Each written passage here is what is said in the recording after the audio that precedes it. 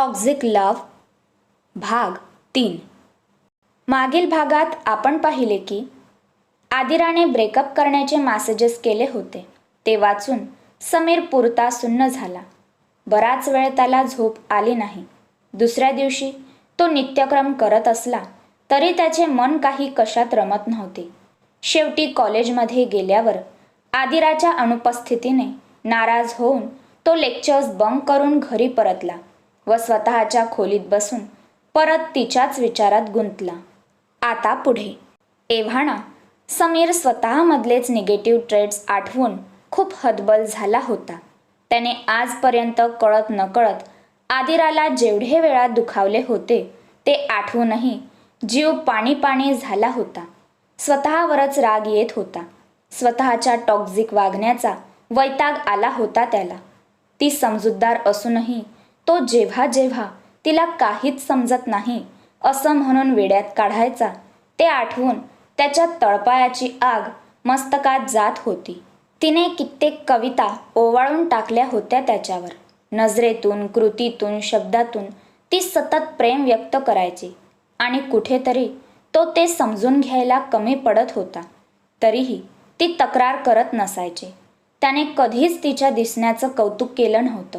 तिला त्याच्याकडून कौतुक ऐकण्याची अपेक्षा आहे हे माहीत असूनही तो तिला जेलस करायचा. याउलट तिने कधीच कोणत्याही मुलाशी जवळीक साधून त्याला दुखावण्याचा, डिवचण्याचा प्रयत्न केलाच नव्हता. त्याच्याही नकळत तो तिला त्याच्या म्हणण्याप्रमाणे नाचवत होता. पण तिला बिचारीला हक्क गाजवण्याचीही परवानगी नव्हती. तिची इच्छा होती की त्यांचं नातं निदान त्यांच्या मित्रमैत्रिणींपुढे उघड करण्याची.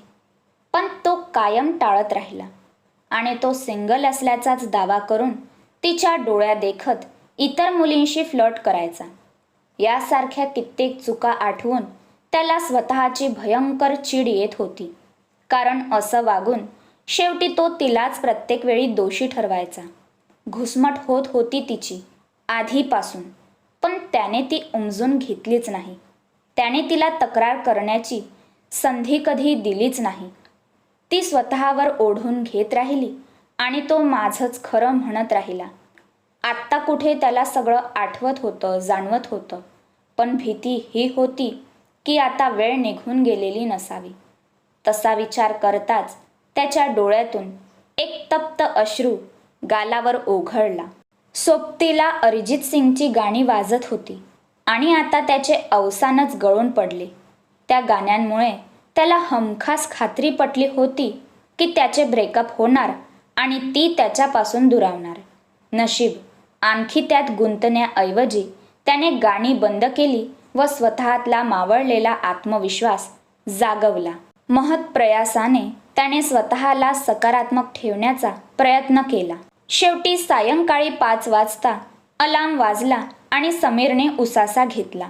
एक वेळ घड्याळाकडे नजर फिरवून जरा फ्रेश व्हायला बाथरूममध्ये गेला.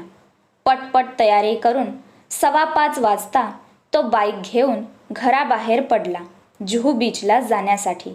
बाईक चालवतानाही असंख्य विचार डोक्यात घोळत होतेच. 5:30 वाजले आणि तो पोहोचला जुहू बीचला.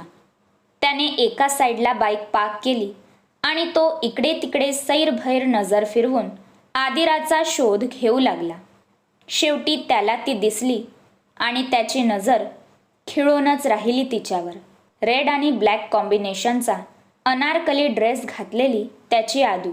केस मोकळे सोडले होते म्हणून तिच्या बटा वाऱ्याशी खेळत होत्या. चेहरा जरा निर्विकार, पण नेहमी असणारं तेज तिच्या चेहऱ्यावर कायम होतं. तो पळतच तिच्या दिशेने जाऊ लागला आणि तेवढ्यात तिलाही तो दिसला. ऑलिव्ह ग्रीन शर्ट आणि क्रीम कलर्ड जीन्स घातला होता त्याने. केस सेट केलेले नव्हते म्हणून ते वाऱ्याच्या वेगासह उडत होते हलकेच. त्याचा गोरा चेहरा आज चिंतेने ग्रासलेला होता. नेहमी अर्धचंद्र कोरेने सजलेले कपाळ आज आठ्यांनी वेढले होते. अस्वस्थ मनात असंख्य प्रश्नांची धावपळ सुरू होती सध्या. तो धावतच आला तिच्याजवळ. तिने त्याच्याकडे बघितलं तर आज त्याच्या चेहऱ्यावर कोणत्याही परिस्थितीत झळकणारं बेधडक, खट्याळ अन मिश्किल हसून नव्हतं. तिच्यावर अमाप प्रेम असल्याची साक्ष देणाऱ्या त्याच्या त्या बदामी डोळ्यात आज तिला गमावण्याची भीती स्पष्ट जाणवत होती. ती त्याला पाहण्यात दंग होतीच की त्याने कशाचाही विचार न करता तिला सरळ घट्ट मिठी मारली. ती फक्त त्याचं निरीक्षण करत होती, त्याच्या स्पर्शाला, त्या क्षणाला अनुभवत होती. आज कित्येक महिन्यानंतर तिला त्याच्या स्पर्शात ती ओढ आणि अगतिकता तिला जाणवत होती. लगेच तिला त्या दोघांची पहिली भेट आठवून गेली. त्यानंतर त्यांच्या नात्यात आलेले बदल आठवले. तिने त्यावेळी अनुभवलेला तो आणि आत्ताचा तो, बिफोर आफ्टर अशा साच्यात नजरेपुढे त्याचे रूप दिसले. लगेच तिला जाणवून गेलं की दिवसेंदिवस त्याच्या प्रेमात फक्त वाढ झाली, कधी कसर पडलीच नाही. बरेच रुसवे फुगवे होते त्यांच्यात, पण वेळेत निस्तरलेही होते. तो डॉमिनंट असला तरी तिच्याप्रती, त्यांच्या नात्याप्रती पॉझिटिव्ह होता, म्हणूनच बरेचदा तो ओव्हर रिॲक्ट करत होता. तिला त्याचं अधिकार गाजवणं बऱ्याच अंशी आवडायचं. खूपदा हर्ट व्हायची, पण तो जसा होता तसाच तर स्वीकारला होता तिने. खूप वेळाने त्याने मिठी सैल केली आणि तिचा चेहरा ओंजळीत पकडून तो बोलू लागला. Adira, Adira, I love you so much. खूप प्रेम आहे माझं तुझ्यावर, अगदी अनंत. आणि मला तू हवी आहेस. I need you in my life for ever. You have become my life. तुझी सवय झाली आहे ग मला. तुझ्यात गुंतलोय मी पुरता. तुला कल्पनाही नाही कालपासून काय अवस्था झाली आहे माझी. मी तुला नाही गमवू शकत ग राणी. You are my angel, my lady luck, my everything. आधी खूप आवेगात, त्यानंतर हळूहळू शांत होत त्याने त्याचं म्हणणं मांडलं. मला माहीत आहे समीर, तू व्यक्त झाला नाहीस तरी कळतं मला. आदिरा मंद हसून त्याला निरखून बघत बोलली. तिचे हावभाव स्थिर होते, जे त्याचा गोंधळ वाढवायला पुरेसे होते. तुला माहीत आहे तरीही अशी का वागतेस तू राणी? का ब्रेकअप करायचा आहे तुला? मी चुकलो मान्य आहेच ग, पण एवढी मोठी शिक्षा नको ना देऊस. प्लीज ब्रेकअप करू नकोस माझ्याशी. I can't accept to separate myself from you. मी अपूर्ण आहे तुझ्या विना. पहिलं प्रेम नसशीलही तू माझं, पण शेवटचं नक्कीच आहेस, कारण तुला भेटून मला माझा आनंद गवसलाय. सो प्लीज टेल मी, कालचे मॅसेजेस जस्ट एक प्रँक होता. You did not mean that. Sameer अगदी भावूक होऊन बोलत होता. तिच्या डोळ्यात बघून तिचं मन टिपू पाहत होता. स्वतःच्या प्रेमाची साक्ष देत होता. Sameer, you have to accept it. I definitely mean that. मी प्रँक नाही केलेला. आपण खरंच ब्रेकअप करतोय. मी सांगते सगळं, पण तू शांत हो आधी. आदिरा त्याला विश्वासात घेत त्याच्या डोळ्यात आरपार बघत म्हणाली. नाही, कधीच नाही. आपण ब्रेकअप नाही करतोय. मला नाही करायचा ब्रेकअप आणि मी शांतच आहे.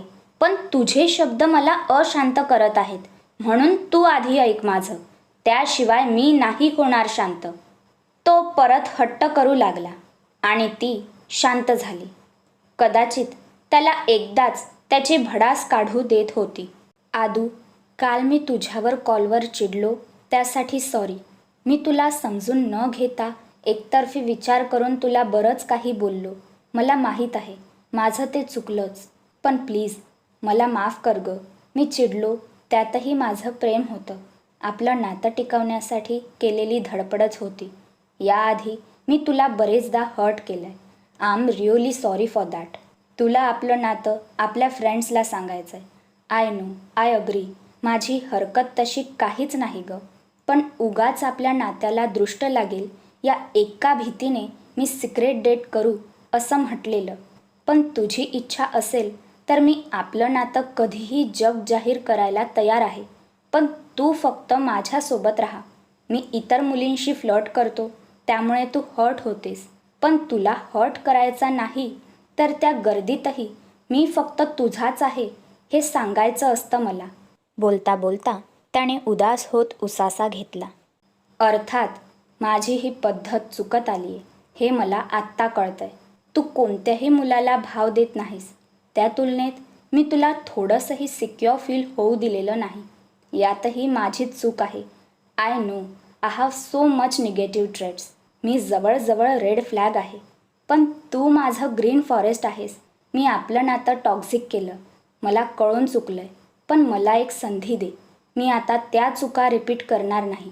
I will leave behind my toxic and aggressive nature. माझं आयुष्य आता 360 डिग्रीने तुझ्या भोवतीच फिरेल. तुला मी कधीच आता इन्सिक्युअर फील करू देणार नाही. प्लीज आपण ब्रेकअप नको करायला. प्लीज आपण नवी सुरुवात करू. प्लीज मला एक शेवटची संधी दे. समीर डोळ्यात पाणी आणून बोलला. त्याची तळमळ आज शब्दासह अश्रूंनी व्यक्त होत होती. आदिरा त्याच्या डोळ्यात डोळे घालून त्याचं सगळं ऐकत होती आणि तो बोलत असताना त्याचे बदलणारे हावभाव हळूच नजरेने टिपत होती. तिला तिची बाजू मांडायला समीर मात्र अजूनही संधी देतच नव्हता. एकीकडे तो मोठमोठे वचन देत होता, पण दुसरीकडे तिचं ऐकून घेण्याचीही तयारी दाखवत नव्हता. प्रत्येकाची ऐकून घेण्याची एक मर्यादा असते. तिचीही होती, पण त्याच्यासाठी ती मौन बाळगून होती. आणि एक तो होता की एकानंतर एक फक्त प्रश्न विचारत होता, ज्याचा आदिराला आताशा वैताग आला होता. प्रेम तिचंही होतं त्याच्यावर, पण त्यामुळे त्यांच्या नात्यात त्याच्या आवाजामुळे तिचा आवाज दबलेला तिला आता सहन होणार नव्हतं. म्हणून मुठी करकचून आवळल्या तिने आणि मोठा श्वास घेत ती ओरडलीच, समीर. समीर तिच्या आवाजाने दचकला आणि क्षणात शांत झाला. आदू. समीर तिच्याकडे अविश्वासाने पाहत गोंधळून पुटपुटला, Sameer.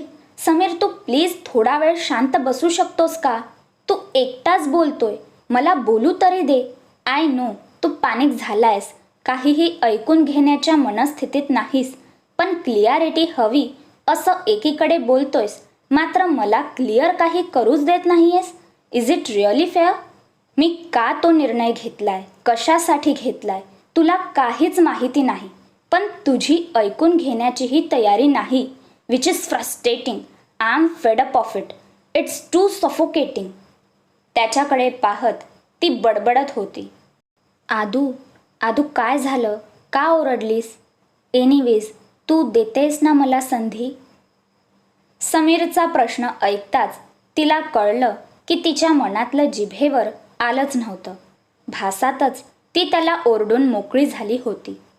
आदू. Aadu you won't breakup with me right?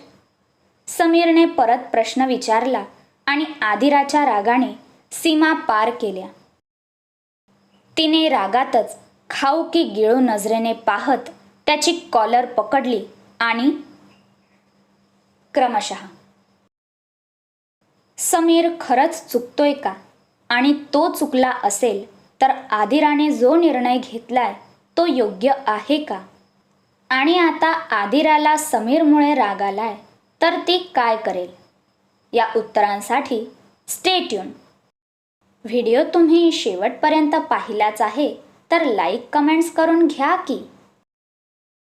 आणि अरे ओ सांबा, भाग ऐकणारे एवढे जास्त आणि सबस्क्रायबर्स किती कमी, ये तो बहुत नाइंसाफी है. बघा हां, तुम्ही सबस्क्राईब न करून अन्यायाचे भागीदार होत आहात. सो माणुसकी म्हणून पटपट सबस्क्राईब करा हां. भेटू लवकरच. धन्यवाद.